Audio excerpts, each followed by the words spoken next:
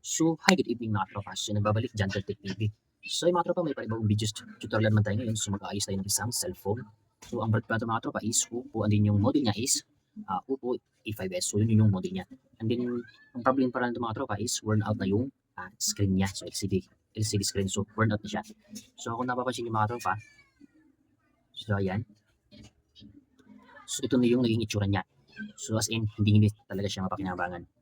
So, ayan. So ay mga tropa, panoorin nyo hanggang dulo para at least may makakuha kayong kunting idea about sa tutorial natin ngayon. So ay mga tropa, so unang-una, so tatanggalin mo natin yung lagay ng SIM card niya. So ito yung unang-unang gagawin natin mga tropa, huwag nyo itong kalimutan. So baka kasi pagbaklas nyo kaagad dito sa gilid, so masisira yung SIM card niya. Pinakalagay ng SIM card. So ayan, so ito yung unang ginagawa natin, tinatanggal natin yung pinakalagay ng SIM card niya. And then, saka natin siya, tatanggal nito sa gilid.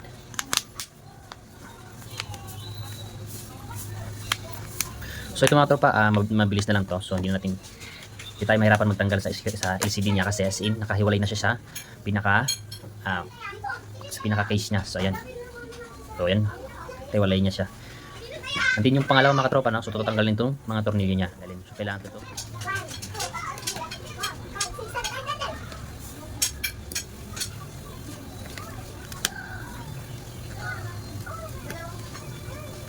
Paano? So, natanggal ko na ngayon lahat ng mga tornilyo niya.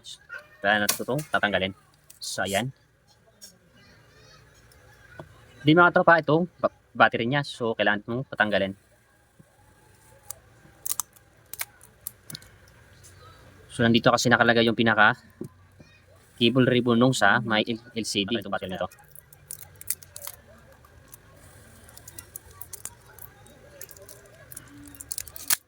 So, yung mga tropa.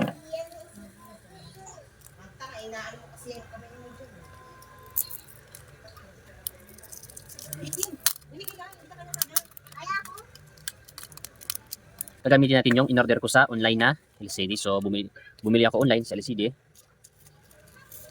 So, sana yung LCD nito, sana okay siya. So, sana walang damage. Sana okay lahat. So, yun lang naman. So, gagawin natin ito mga tropa. I-testing natin. So, baka kasi may sira to. So alam niyo naman pag may sira, so kailangan natin siyang ibalik. Pero, dapat hindi pa siya nadikit sa pinaka-body niya. So, dapat wala pa siyang dikit. Para na maibalik lang doon siya. Ayan, so ito-try na natin itong binili natin LCD online. So kailangan natin siyang ilagay dito para at least malaman natin kung okay ba yung LCD na na-order natin sa online. So ito yung unang-unang gagawin mga tropa. So pag once na bumili kayo ng LCD, so i-try nyo muna. So huwag nyo muna ilalagay ng adhesive. Huwag nyo muna idikit sa pinaka-body niya.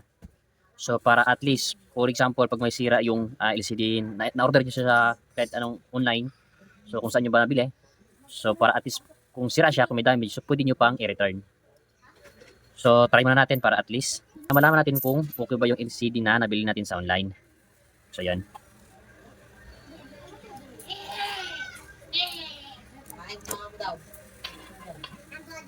So yan, nakabit ko na siya. And then yung pangalawa ng mga tropa, so ito na naman yung battery niya. So kailangan natin ilagay yung battery niya. So pagpasensyahan nyo na yung video ko ngayon mga tropa kasi maingay. So nandito ako sa bahay ngayon. So dito ako nag-repair. So nandito kasi ako sa bahay. Kasama ko yung mga anak ko, ang ingay.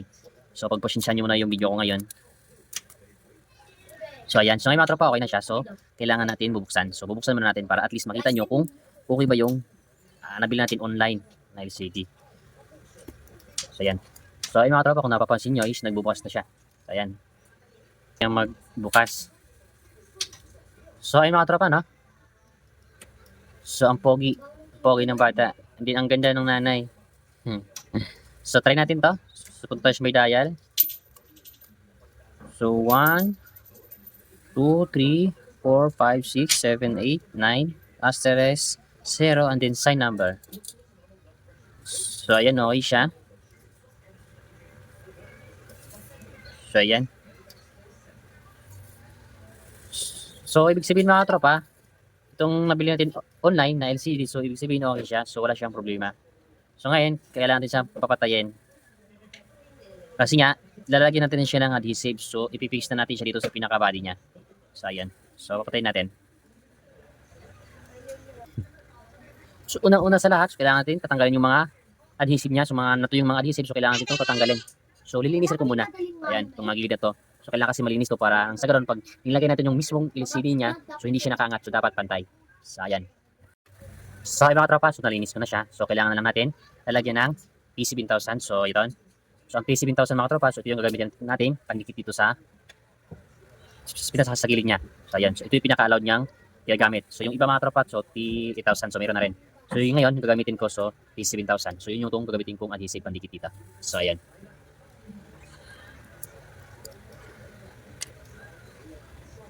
So, pag sa pagdating pa lang mga tropa, so, dapat, so, sakto lang. So, dapat, unang labis ko lang. So, dapat sakto lang talaga siya. So, ayan.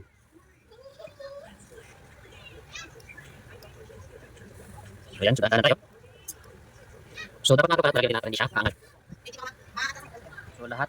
Nalagay ko na niya lahat. Yung lahat ng gilid niya. So, nalagyan ko na. And then, saka natin to ilagay yung pinaka LCD niya. So, ayan.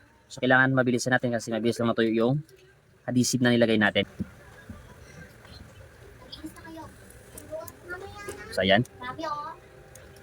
Mga tropa, pagkatapos nyo na siya lagyan ng adhesive, so sa gilid niya, so lahat ng gilid niya, so dapat meron adhesive yan. So, pagkatapos nun, saka nyo siya lalagyan ng rubber band. So, ang purpose pa lang ito mga tropa para hindi lang siya aangat.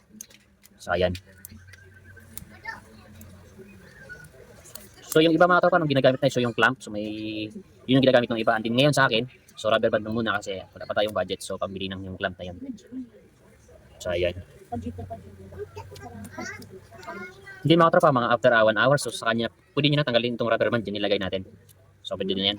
Mabilis na naman, nadikit yung T7000.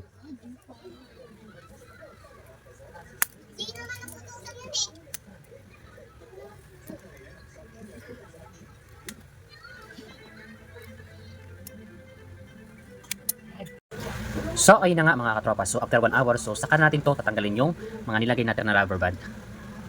So, ayan, tatanggalin ito mga katropa lahat. And then, after nito mga katropa, so saka natin to itatry kung okay ba talaga yung ginawa natin ngayon. So, ayan.